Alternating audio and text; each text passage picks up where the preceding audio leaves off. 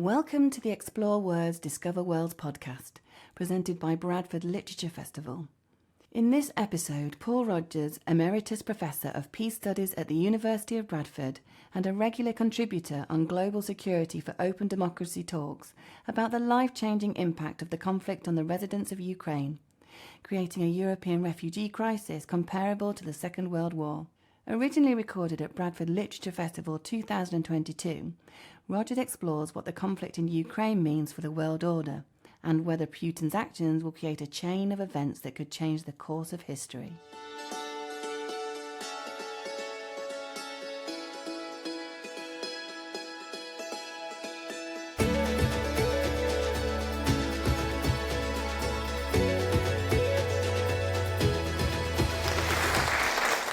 Without further ado, I would love you to give a very warm welcome to Paul Rogers.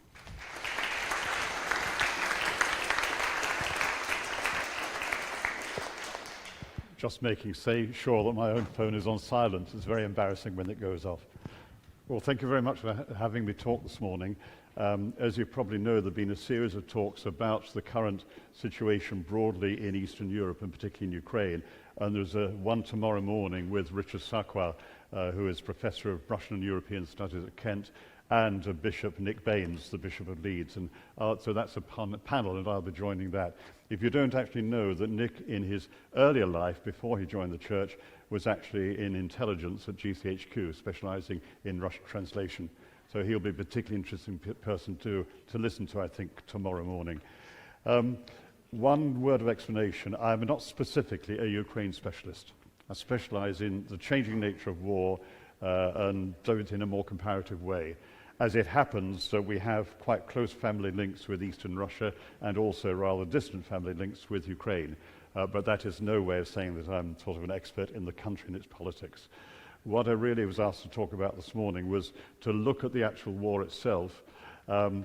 What were the underlying factors which saw it start? How did it start? How did it go wrong in the first 12 hours?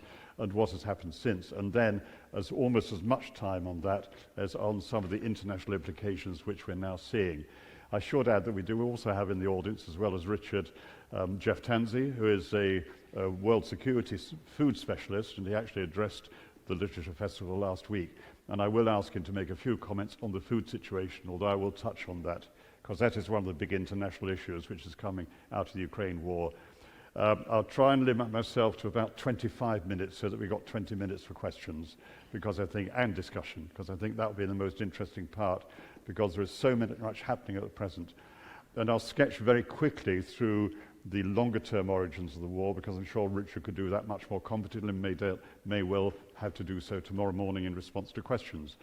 I think myself, I would date the origin of this war probably to about 1989, 1990, and the breakup of the Soviet Union. Essentially, that was a very rapid, if anticipated, breakdown. Remember that the Soviet Union then was under President Gorbachev, and whatever else he did, he facilitated a rapid ending of the Soviet system, and it might not have been that way. But very quickly, there was a coming apart. In fact, the whole system essentially came apart in about 40 or so weeks. I mention that term because essentially, if you look at the end of the British Empire, you could date that from the 1930s, ending in the late 70s. So that was about a 40-year period of loss of empire. 40 years later, now, in fact, more than 40 years later, we're now in many ways trying to come to terms with that. And Brexit and much of modern-day politics is about that. We wouldn't have two apparently world-ranging aircraft carriers if it wasn't this desire to maintain a global role. So essentially, we took 40 years to lose our empire and another 40 years to not yet get over it. The Russians took about 40 weeks, and you can see it's a huge difference. It did mean, I think, that in the 1990s, with the rapid transfer to hyper-capitalism, with pretty devastating results to the Russian economy, huge divergence of wealth and poverty. The best part of a third of the entire population of Russia was below the poverty line by the mid-90s. And there was, in the Russian side, I think, a deep bitterness of the way in which Russia seemed to be treated with contempt by most of the rest of the world. And towards the end of the 90s, you also saw the progressive expansion of NATO right up to the Russian border. Now, I spent some time in the Soviet Union in the 1980s, and you always used to hear the term the Russian near abroad. In other words, not Russia itself, but the territories close to it. And essentially, NATO very much encroached on many of those territories. And it was under those circumstances that Putin came to power, intent almost from the start in rebuilding Russia's status. It was not a superpower except in one important sense. That, of course, was the nuclear sense. It had a large arsenal of strategic nuclear weapons and tactical nuclear weapons as well. That was the one sense you would describe Russia as a major world power. But economically not. I mean, even now, economically, the entire Russian economy is rather smaller than that of Germany, and I think about the same size as that of Britain. So we have to remember that in the background. And the assumption in the West among military thinkings was that the Russian also maintained very strong conventional forces and was a force to be reckoned with in that sense as well.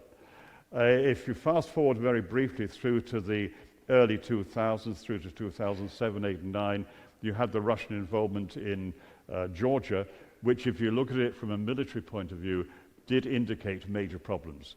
For example, in the use of air power, particularly strike air power, the Russian Air Force found that the only pilots who had sufficient flying hours to be competent were either the instructors or the test pilots, and they had to go to the fore. Most of the Russian Air Force just did not have the flying time to even operate as an effective air force. This changed somewhat afterwards as the money came in from the high oil prices, and essentially Putin himself was able to put far more money into rebuilding the armed forces. But it turned out it was really very little. Without going into detail of Crimea and what was to happen afterwards in eastern Ukraine, you actually saw more and more this feeling within Russia, particularly Putin's inner circle, that this was not an acceptable situation for Russia at all. And there's a sort of history of this going right back, really the idea of Russia leading a Eurasia in the future. Really a very strong counter to the other superpower, which is basically US come NATO. China, curiously, doesn't figure hugely in this, but there may be more time to discuss that if you're able to join us tomorrow morning. To cut a long story short, about 2 years ago, 2.5, 3 years ago, it was clear that Russia, under Putin and the group around him, was planning a major intervention into Ukraine. How far it would go was difficult to say. And if you followed the military literature in January and February last year, you've got a fairly clear indication that they, frankly, were not sure, in spite of what the politicians and others were saying. What actually was to be the case, it turned, I think we now know with some accuracy, is the Putin leadership had essentially 3 war aims. One was to bring down the Ukraine government in Kyiv, the Zelensky government, very quickly, possibly in a matter of 24 or at most 36 hours, and would be able to replace it with a more acceptable form of governance as far as Russia was concerned. It was also necessary to gain almost immediate air supremacy, not air superiority, but air supremacy. And this is very much the role of the Russian Air Force and of standoff weapons aimed at the bases. And the third, basically, development, not occupying the whole of Russia. That was never the intention, and none of the serious analysts thought that. The system was not there to handle it. But what the tension was obviously to take pretty direct control of the Donbass region in eastern Ukraine and link up with Crimea, possibly even going right round the Black Sea ports towards Romania. Those are really the principal aims. And there's some indications that Russia did not expect any major opposition from Ukraine. In fact, expected to be welcomed in many parts of Ukraine. Uncannily like the Western approach at the start of the Iraq War in March 2003, when it was expected that the American troops would be basically met with flowers as they crossed the border, instead of which they were met with pretty strong defenses. As far as Russia was concerned, though, the plan rested very much on a surprise attack at the start. In Kyiv itself, the capital, you have about, I think it's about 19 miles, maybe sort of 25 kilometers to the northwest of the city center, you have an airfield, which is actually an extremely large airfield because it's the one used by the Antonov Air Corporation, which produces some of the world's largest transport planes. It is not a commercial airport in the normal sense. And the plan on the 24th of February, early hours, was actually to take control of that with a helicopter and parachute-borne support using elite troops.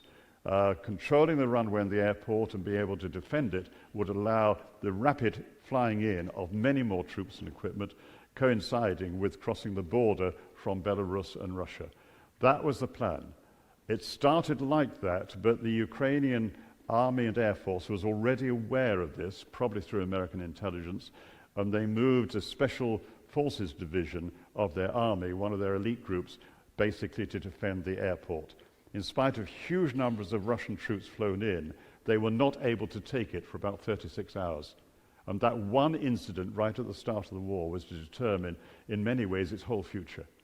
And within, you may remember on the Friday, you actually had indications that progress was not as expected. And on the Sunday, the original invasion was on the 24th, on the Sunday, you had Vladimir Putin making his famous speech, really warning NATO off and threatening escalation of an unparalleled sort, because even at that stage, the inner circle in the Kremlin knew that there were major problems. It took really 2 or 3 weeks for this to become more generally apparent, so that the original idea of actually taking control of the country being reasonably welcomed, and essentially from that point on having a relatively easy ride, never happened.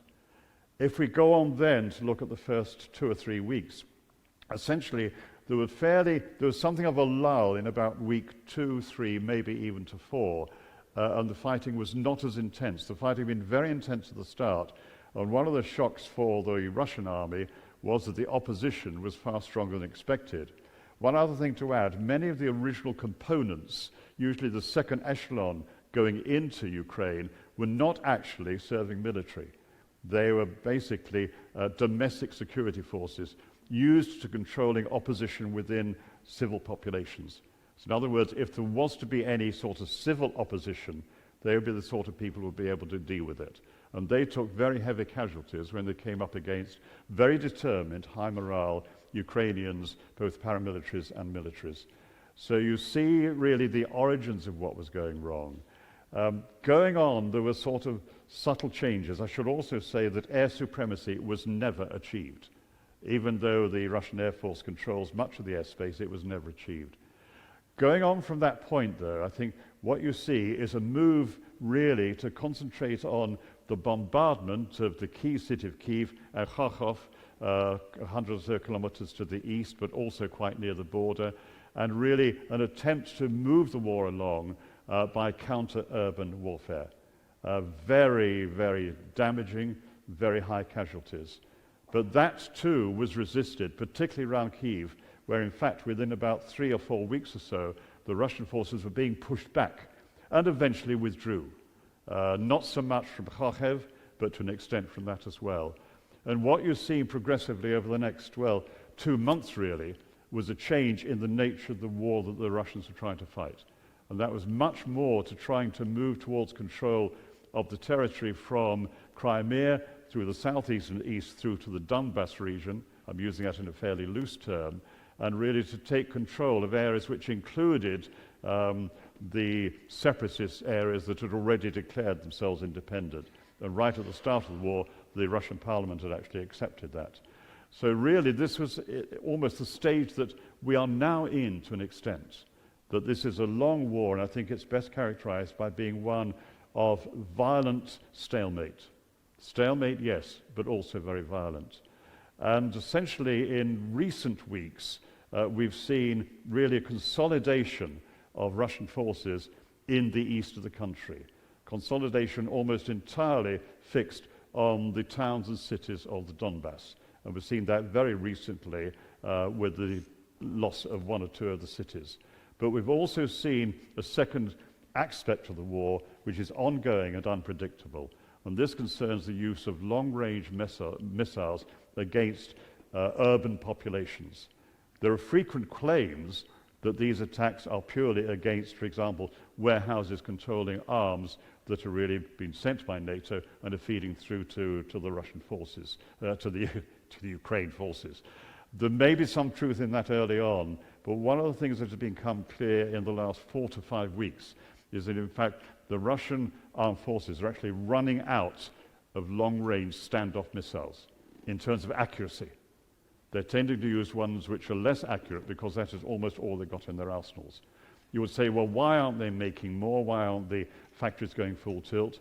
Well, partly because one of the effects of the sanctions on Russia has been blockages of some of the specialist equipment, particularly electronics, which would normally be imported to feed into these systems. That is one particular area where the sanctions are actually working. So the situation we've moved towards is really, as I say, a stalemate with very slow progress on the Russian side. At the same time, what you've also seen is some withdrawals. You've seen that, in fact, the Ukrainian army itself is making some progress. North of Crimea, in fact, it's making some progress. Well, you saw the evacuation from Snake Island, where essentially Russia was not able to maintain that because Ukraine did actually have sufficient of the forces to actually control that and take it over. We then had to look at, well, why is this? Essentially, what we've seen progressively is the transition of this war from a kind of interstate conflict from Russia and Ukraine through to a proxy war with NATO more and more and more prominent. Now, you could say very clearly that Zelensky himself has displayed some very interesting and unusual leadership characteristics which were unexpected. And this, I think, has been a further problem on the Russian side. He's basically able to speak to the rest of the world, crucially, or more particularly the rest of the Western world, to actually point out all the problems that Ukraine is facing. Essentially, and it's, from his perspective, it is absolutely right that he does it. He tends to promote what you would call, if not worst-case scenarios, bad-case scenarios. In other words, he's saying constantly how big the problems are. You saw that, for example, in the long siege of Mariupol, where, in fact, within 2 weeks he was saying that they're going to have to withdraw, they're under huge pressure, and they lasted another 10 weeks. So essentially, that again is being repeated. You're seeing basically indications that the Ukrainians were on the point of withdrawing from Luhansk, which is one of the cities constantly under siege. But that's been the situation now for 2 weeks, and they're still there. So in that sense, I think what Zelensky has to do is to say to the West, we are going under unless you help us. And he's doing that in all sorts of ways. From the Western point of view, that is actually what is happening. I won't go into all the details. To give you a very recent example, I mean, in the very early stages of rapid supply of human portable anti-aircraft weapons and particularly anti-tank weapons, which had a devastating effect, particularly on the majority of Russian tanks, which were of a rather older vintage. Now, of course, if anything, what Ukraine is short of is longer range artillery, particularly multiple launch rocket systems, and also means of defending themselves against the ballistic and particularly the cruise missile strikes. And we've seen a number of those in just the last few days, including the devastating one just near Odessa just a couple of days ago. And I heard on the car radio another strike in one of the southern cities earlier this morning. Essentially, the Ukrainians do not have direct responses to those. Ballistic missiles of any range are not easy to counter. The Americans and the Israelis and one or two others can do it, but to my knowledge, those have not yet been fed in. They're very advanced systems. But cruise missiles are another matter. We had the National Security Advisor in the White House announcing 2 days ago that a large quantity of armaments to defend against cruise missiles will now be supplied. As far as the artillery is concerned, basically the United States is now bringing in the so-called HIMARS multiple launch rocket system, which is essentially longer range and more accurate than anything that Russia has. They are now actually starting to be used as of about 4 or 5 days ago, and reportedly are starting to have an effect. I'm sorry to go into all this detail, which is very nasty and shouldn't really come from a professor of peace studies, but there you are, you have to look at it. The point about this is, to some extent, in a sort of way, the war has been a kind of seesaw. Right at the start, it looked absolutely devastating, and people thought that Kyiv might fall within 48 hours. Then it changed into kind of stalemate. And then more recently, there's been some Russian move forward in the eastern part of the country, and that is indeed partly due to their ability to concentrate mass artillery in fairly small places. That looks like it is going to change, may already be changing now, and there's a very considerable significance in that. There are many other things, but I want to have 20 minutes for questions. Let me just draw a few out. Much of the other stuff may come out in questioning, or of course tomorrow morning in the next session. And I want to talk a bit about the world situation as well.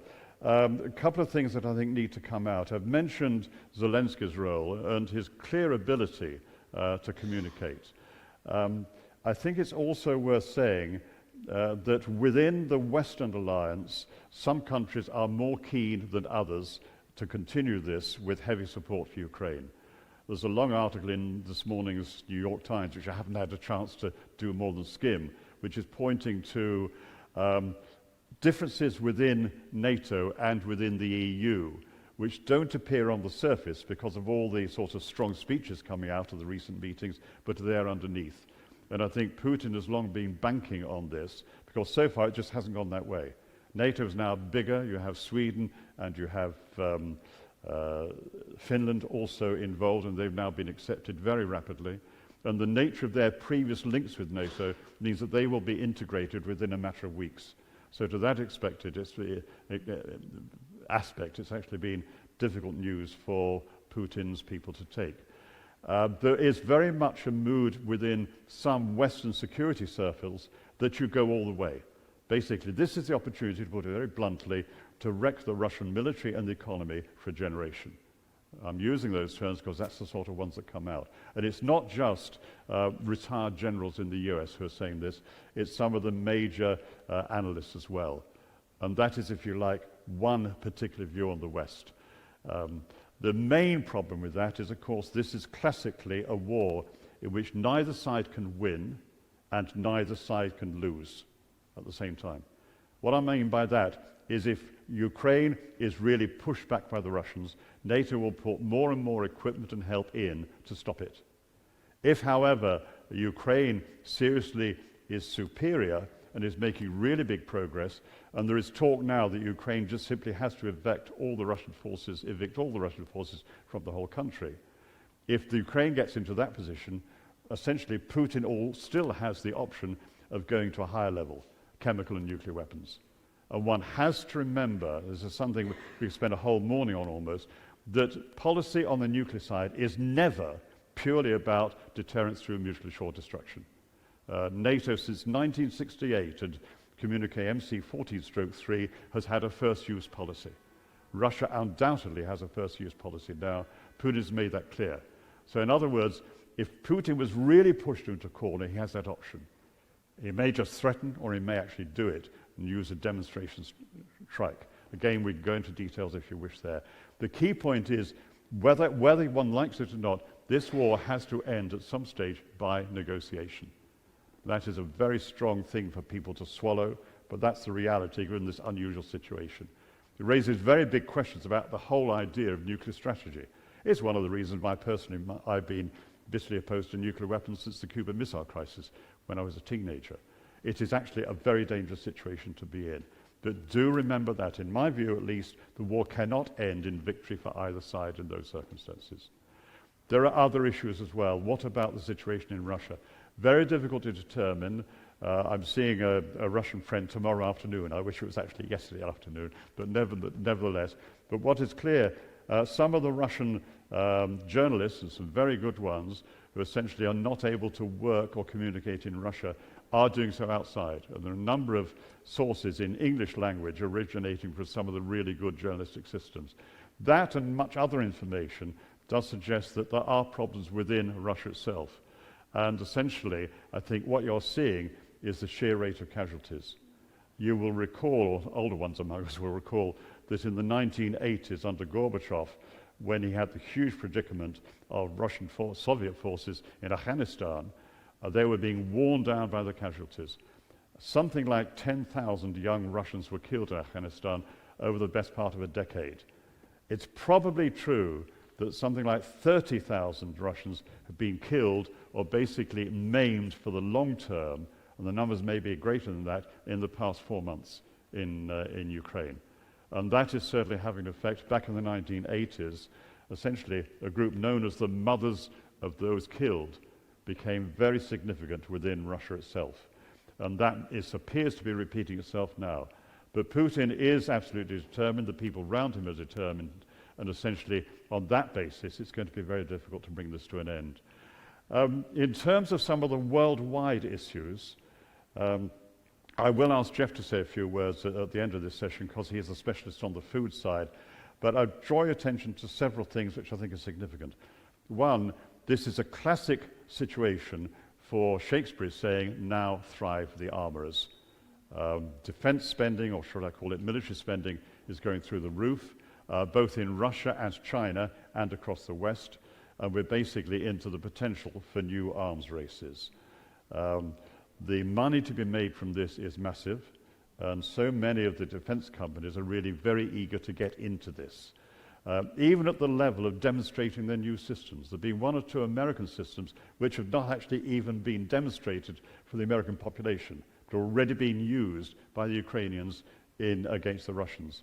And essentially, that means if they work, just as if those anti-tank weapons worked, then that means it is far easier to sell them to other states later on. I well remember immediately after the end of the Falklands-Malvinas War, the makers of the Sea Dart missile, a British Royal Navy missile, basically simply repeated the standard advert for the system in the military journals and just had a sort of so-called rubber stamped on it, combat proven. If you've got a good combat proven weapon to sell, then you know you're into a good thing. And that is a direct effect of this conflict. It's going to mean very big increases in military spending, which this year are hitting $2 trillion in a single year, and are likely to be up to $2.5 trillion within 4 or 5 years. Our own dear beloved Boris Johnson has made this very clear, that in Britain we're going to spend much more heavily. He's now planning to spend billions, tens of billions in addition to current spending over the next, sort of more or less a decade. And that means very big increases for the defence industries in Britain. He has also committed 1 of our 2 aircraft carriers purely to European defence. Now, the point about an aircraft carrier is it takes a huge amount to operate it, big flotilla and the rest. And Britain cannot operate 2 aircraft carriers at war readiness at the same time at present. So basically, if you're earmarking one, either the Queen Elizabeth or the Prince of Wales, to that role, Britain is no longer able to project aircraft power globally. It actually undermines one of the cornerstones of current defence policy. But that needs must, and that's the attitude. As far as other issues are concerned, well, one thing I think is worth reminding ourselves, and this is on a much wider dimension, and that is the effect of COVID. And there are 2 elements to bear in mind. Bearing in mind that COVID is still very much with us, and I think we're seeing this now in Britain even, certainly in France.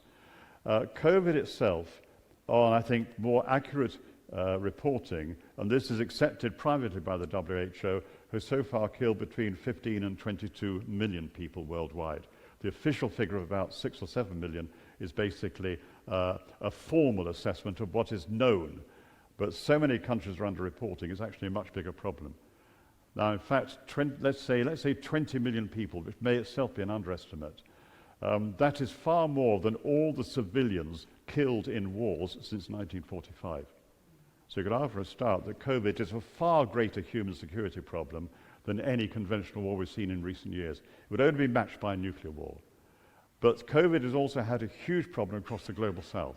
The economic problems of rising prices and shortages are really dire for many people right across the global south. And that in turn is one of the factors which is leading us to what I think for many people in the West is an uncomfortable fact. The attitude among most Western general publics, and that includes Britain and the United States, is that the Russians are absolutely heinous in what they're doing, and that will be used generically, which is always very dangerous because, I mean, many people in Russia, I suspect, basically will have nothing to do with this war. We know that at least 200,000 have left, and many Russians working abroad with close connection actually say that, the feelings are very mixed. There appears to be an element within the intelligentsia who reluctantly are now having to support the war. And the reason for that is that they do see the whole war as being a terrible mistake, and it could really wreck Russia, and for that reason they want Russia to be able to end it quickly. So they support it on that basis. How deep that is, we simply don't know. But what is most significant, I think, in the long term, is the attitude of the wider world. Broadly speaking, you see in the what you might call the North Atlantic countries, but also going through to Japan and Australia and some others, support for the war. Pretty strong support for the war, but some worry about the way it might go, and particularly worry about the possibility of nuclear escalation. Across the global south as a whole, it's a very different message. It's probably best indicated by the phrase, a plague on both your houses. Because in fact, although there's opposition to what Russia is doing, the comment comes immediately, well, but look at what we've done. And essentially, there's a lot in that. I mean, you look at the destruction in Yemen over the last few years. It's smaller scale, but it's been massively supported, both the Saudis and the Emeritus. Their bombing has been massively supported. There have been many examples of hospitals destroyed, there have been many examples of wedding parties killed. The loss of life has been huge. And Yemen, which economically and in population sorts was never a rich country, but was certainly a lot poorer now than it was sort of 20 years ago, is in pretty dire straits. So in other words, from a southern perspective, the West does that, and we're expected to expose Russia. They are basically receiving it for the first time. And what links to this, I think, is the role of television. Because what we're seeing on television now, day by day, and at the start of the war 24/7, is the actual effect of modern warfare on urban areas. That's much more like it really is. But it was exactly like that in Iraq, and very much like that in Afghanistan as well. I have an Arab friend, well, Arab-speaking friend, basically a Palestinian friend, who said to me once, I think what you have to understand, Paul, is if you look at Al Jazeera English language version, you get a particular picture of the war in Iraq. If you look at the Arabic version, you get a much stronger, less censored picture of what's going on. In other words, for Western audiences, they don't show the real loss of life and suffering to anything like what they would do to a Middle Eastern audience. And this, I think, goes a lot to explain the plague on both your houses. In other words, people across the global south do not readily buy into the idea that basically it's all the Russians' fault, and the West just doesn't do that kind of thing. They just don't buy it. And that, I think, is a difficulty that we have to factor in how we deal with things. Let me just draw things to a close. On the food side, I will ask Jeff to say a few words in a moment. On the food side, there were already major problems. They basically concerned problems with fertilizer supply, problems with basically energy supply, major problems developing on the climate breakdown side. That is clearly very much happening. And also many problems of concentration on the wrong crops. And one has to remember that as far as the basic world system is concerned, it is a system in a market economy. And that, I think, is something we tend to forget. I don't know how many large grain corporations there are now. I know at the time of the World Food Crisis in 1974, there were just 6. I think there may be even fewer than that. And it's actually very good business when you actually have a food shortage. The reality is, and Jeff can correct me if I'm wrong, but I think this is correct, is as of now, there's enough food in the major silos of the world to see us through this year. What there isn't is enough money for the poorer people to be able to buy it. And that's been the situation through many food crises in the past. So we have many different things to continue in the future. We can talk about it more in questions. But essentially, this is a pretty different world. I'm not even touched on the big issue of do we have any prospects now of demilitarization and arms control overall. There are prospects. I know personally that there are already groups that are putting out feelers for talks behind the scenes on both sides. They never get any publicity. They can't possibly get any publicity. And it is certainly, as far as we can tell, in spite of all that Ukraine has experienced, there is a willingness within Ukrainian political circumstances to face up to the fact there will have to be some degree of compromise. We don't yet see that in Russia. I don't believe that the withdrawal from Snake Island was just sort of making the best of it. I think that was an essential thing to do. But you don't know how things will change. And the real thing is that if there is any opening for any kind of negotiation, there are very experienced people around the world who know how to help. A lot of them associated with the UN, people who've actually trained at University of Kent in conflict analysis or Bradford in peace studies. There are people around who can do it, and they know full well that you have to go in with no expectations of success. And that is a good basis for trying to bring opposing sides together. But let me leave it at that point. We've got more than a quarter of an hour left, but Jeff, would you like to say a few words first? Very briefly, he sprung this on me as I arrived. I was speaking last week about are you 10 steps away from famine? The answer is if we have a nuclear war, yes, everyone, tomorrow, one. But the issue about Ukraine and Russia is that Russia and Ukraine were embedded into our global food system as suppliers of fertilizer and cereals and oil seeds. And that has been interrupted immensely. And as the UN report of the special group looking at energy, food and finance has pointed out, this is threatening billions of people worldwide. You may have seen reports from Sri Lanka and what's happening there. And the impact of this is already pushed approaching 200 million people onto the edge. And it can only be solved by, as they were saying here, and remember Ukraine was the USSR's breadbasket. Ukraine is very important in terms of food supplies in that part of the world, and now increasingly to the rest, because we've got global supply chains. The price of energy's gone up, price of fertilizer's gone up, price of basic food commodities have gone up. Partly there's issues around food speculation and who can trade in this, and there's issues there. And if you want to have a look, if there are questions, you can talk to me afterwards. There's a nice report from the UN, not nice, but it's a kind of sobering report, and you have a look at this afterwards, pointing out that unless you can reintegrate the Ukrainian and Russian supplies of grain and fertilizer into the global economy, then there will be millions of people suffering, probably dying.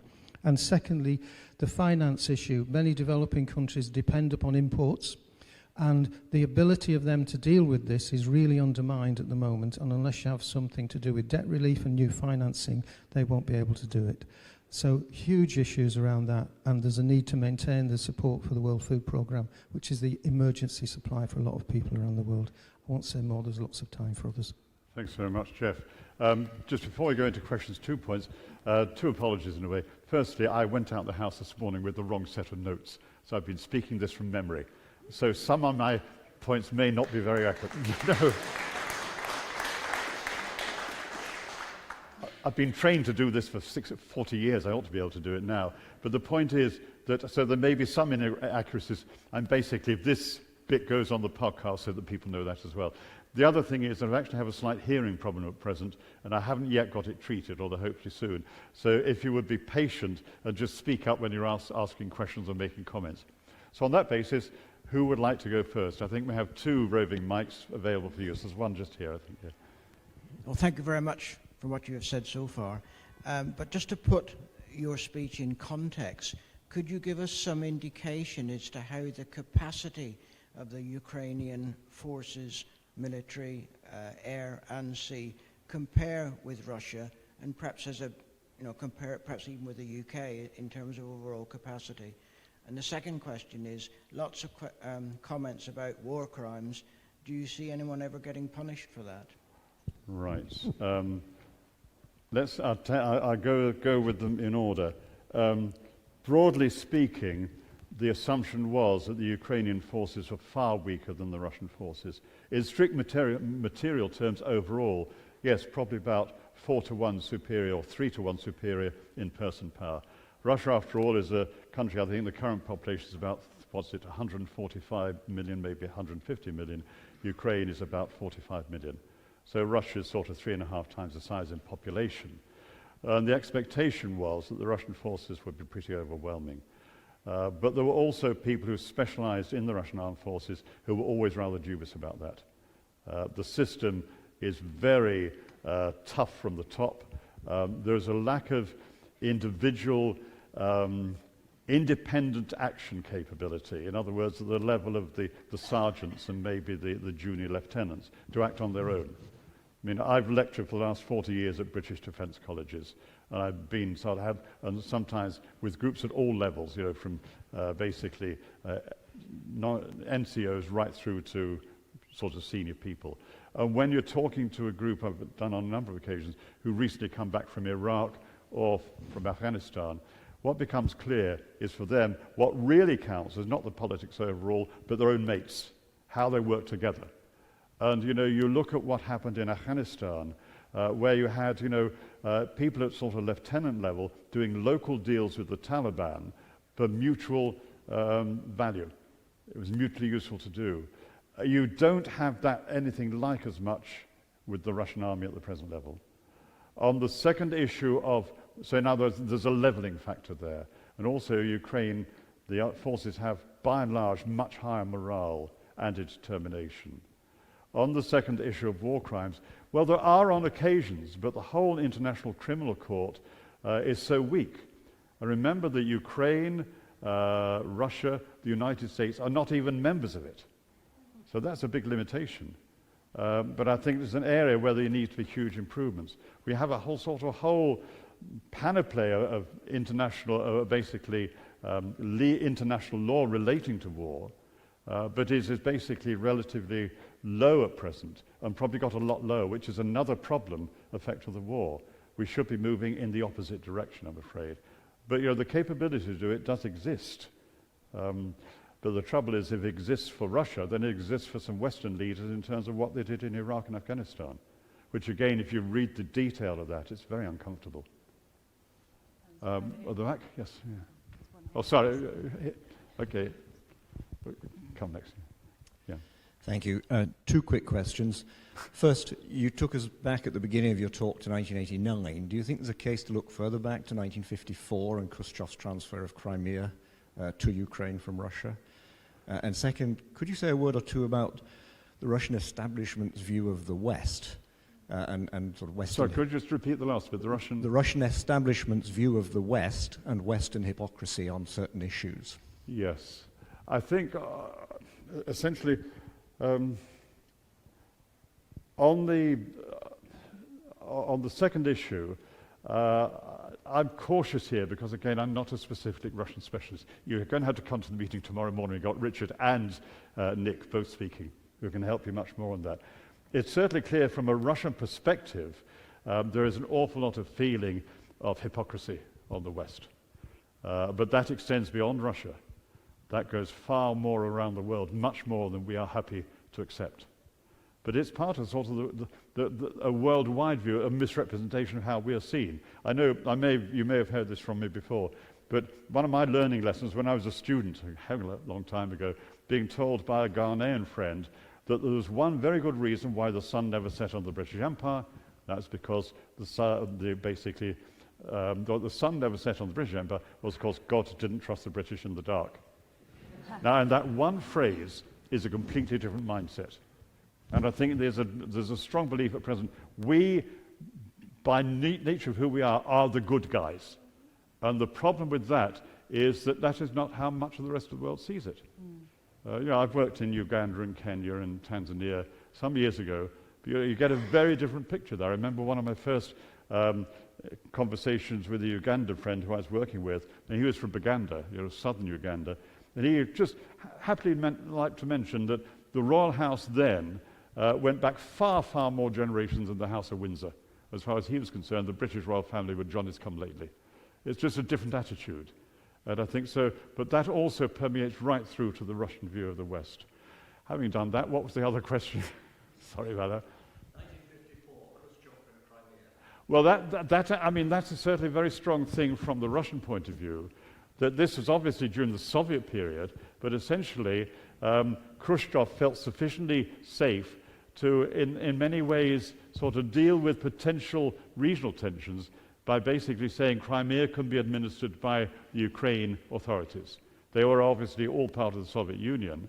That was risky in some extent in the very long term, but of course the view within the Russian leadership at the time that Russia was there for the long term was a superpower. There was no sort of thought that it might come apart. Now, though, the Ukrainians will turn around and say that should never have counted, whereas Russians will say, well, it was already part of us. And that is a feeling, although not technically true, of some of the people in the rebel republics. But I think the world was so different in 54 compared with now. Some people say you could actually go back to 1919 and how we settled the First World War and make a comparison with that, how we dealt with the end of the Cold War. There was a very good book by a couple of international relations scholars in the States, published only about 4 years after the 1990 changes, which simply was headed, "We All Lost the Cold War." And that started to draw those out in a very thorough way. The idea that we won is a very dangerous thing to do. That really was arrogance, I'm afraid. And while you may argue very strongly that what Putin is doing is utterly illegal and everything, heinous in many ways, from the perspective of many Russians, this is really responding to the situation before. And obviously the aim was to actually control Ukraine and Belarus, and therefore basically push the boundaries, if you like, push the centre of gravity back towards Western Europe. And that would allow the new Russia to expand and grow and be at the head of a sort of new entity. One at the back there. Hi, thank you. I was just wondering whether you thought if the Russian position in Ukraine continues to worsen, whether or not the Russian government may resort to mass use of conscripts in Ukraine before any sort of negotiated settlement. It's possible. I mean, looking at what is happening now, they never went on a full war footing. It's one of the things that some very sharp Western analysts were pointing out at the start. Russia was not preparing for all-out war, and it was caught out in the first week or so. The current indications are that Russia is probably not able to do that because it wouldn't have much effect. Because the young conscripts just don't have the training to be at all competent, and bringing in older reservists or of different sorts, the same applies. There were some indications that Russia was bringing in people from Syria, part of the Wagner groups, the Russian mercenaries, and of course the Chechens. But that again, it was very much a sort of propaganda hype. It does not seem to have had very much effect on the ground. Russia can certainly put more and more troops in. The quality of their equipment and their abilities is very much open to question. What they do have, as we've dealt with already, is this overwhelming artillery capacity of a certain range and intensity. And this is why the damage done to some of the cities has been absolutely appalling. Although I have to say that if you look at what had happened in Western Mosul when that was taken from ISIS, you look at basically the bomb maps, virtually every building in Western Mosul was destroyed. And if you look at the siege of Fallujah in November 2004, the end of that siege done by the US Marines, on television very much, all of the public buildings were destroyed or damaged, and half of all the residences in the entire city were destroyed or damaged. So in other words, that is the capability, and Russians are using that repeatedly. You then come back to the whole question of war crimes. But the essential thing is, this is the nature of how the conflict is going. Russia is almost reduced to this, using standoff weapons and artillery, because essentially it doesn't have the trained capability on the infantry side to actually take cities house by house, except at massive cost. And it's finding that repeatedly. Thank you. 2 questions, if I may. Firstly, I'd like to ask about your thoughts on what would need to happen either in the Russian leadership or in the front, like the war front, in order for Russia to be more willing to enter negotiations, like what would need to happen there? And secondly, as we know, Finland and Sweden are now accessing NATO, which sort of changes the whole European security landscape. Do you reckon, or what are your thoughts in sort of like short to medium term? Is this going to increase stability and security in Europe, or do you reckon it's actually going to exacerbate the tensions between NATO, Russia, and this whole situation? Thank you. On the Ukraine, on the Finland, Sweden side, it does improve NATO's capability and strength in the north, and no doubt about that. And essentially, if there was to be any further major conflict which stood a chance of expanding, then it would stretch the Russian forces considerably. The psychological aspect of this is that so much of the Russian Navy and strategic forces are in northwest Russia, really pretty close to Finland. And this is one of the reasons why they've always been keen to avoid the Western militarization of Finland. And the Finns have had to play a very difficult game, which they played pretty cleverly on the diplomatic side, to essentially look to the West, but basically always look to what Russia needs to have in terms of its own security. That obviously has gone, I'm afraid, now. And the Swedish, they basically, right through the Cold War period, had always been experts in what are termed defensive defense. The Swedes have very little capability to go on the offensive. They never thought they needed it.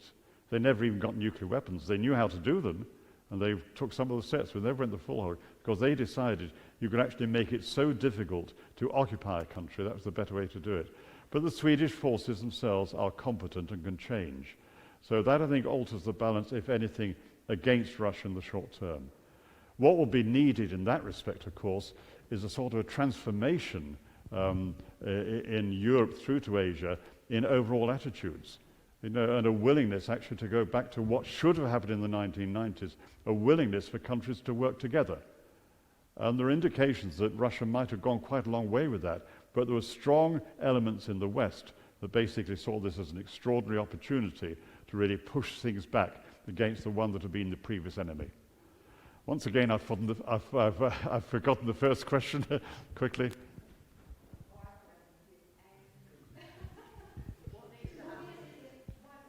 Oh yes, what needs to happen to get negotiations? I'm not sure anybody knows. As I say, I do know that there are groups with experience in these sorts of talks looking at the possibilities and keeping channels of communication open, not at government level. I mean, you see it in any major area where there are very serious problems of conflict at an international level, where it will be impossible for either government or either competent to admit that they're talking, for talks still to be going on behind the scenes. I mean, the Conservative government in Britain was willing to see all kinds of secret talks in the early 1990s with the Provisional IRA. And there have been many other examples of that. You saw it with the Oslo process as far as Israel and the Palestinians are concerned. That basically failed eventually, but on the Northern Ireland side, it was part of the process of moving across. So there are people around who can help it. What actually makes a change? I worry that the West will put too many sort of conditions on any kind of talks because of those elements that basically want the war to continue and to really not destroy Russia, but damage Russia for the long term. Within Russia, this is more of a guess, I would think that in fact, while they can survive the sanctions for a long period, and while in many ways it's not turned out to be as bad as many people in the West thought, I think the loss of life may become much more significant at the sort of lower level, because people talk a huge amount to each other. And this is not necessarily spread by the net, but by the media. Basically, it's almost an underground thing. And when you're talking about virtually every town or even village or every city district knowing of somebody who's been killed or maimed for life, that is when you start to get the change of opinion at a grassroots level, I can use that term, and that may be one of the things that does persuade negotiations. I hope so, but I don't think anybody really knows at the moment. How do you think things will end? Will it follow the Northern Ireland model or other models, Vietnam, Korea? Secondly, war crimes seem to be used as a propaganda issue, that we heard a lot about it from Western media. And then suddenly things went quiet, and I wonder if it was just people trying out a new tactic. Look how fierce we are. Yes. Better get away. I think there's a lot in that. And I mean, in different circumstances, not now, the use of the term genocide has that kind of effect. Even when, if you look at the legal, there are academic definitions of genocide. Those are rarely actually covered. But essentially, I think you're seeing that with the whole war crime side now. In terms of how it will end, how do I think it will end? Well, it depends whether I've had a drink or not. I think basically it will have to end in negotiations. The risk is there is an escalation and the use of even a demonstration nuclear strike. No more than that, maybe. And the Americans are already working out how to respond to that in a non-nuclear way. So I think it will end in a kind of stalemate, and very difficult negotiations will finally see a way out, but it may take a long time, and the after effects are going to stretch a generation, I'm afraid. Okay, I'm really sorry. I'm going to have to draw it to an end there, so that's the end of our time. And some people have got some other events. People are slipping out to go to other events. Obviously, you'll be around for a few minutes afterwards, so we can have a quick chat. Thank you very, very much for coming to this event. It's been really illuminating, and you've been a really lovely bunch. And please say a really warm thank you to our speaker. Thank you very much.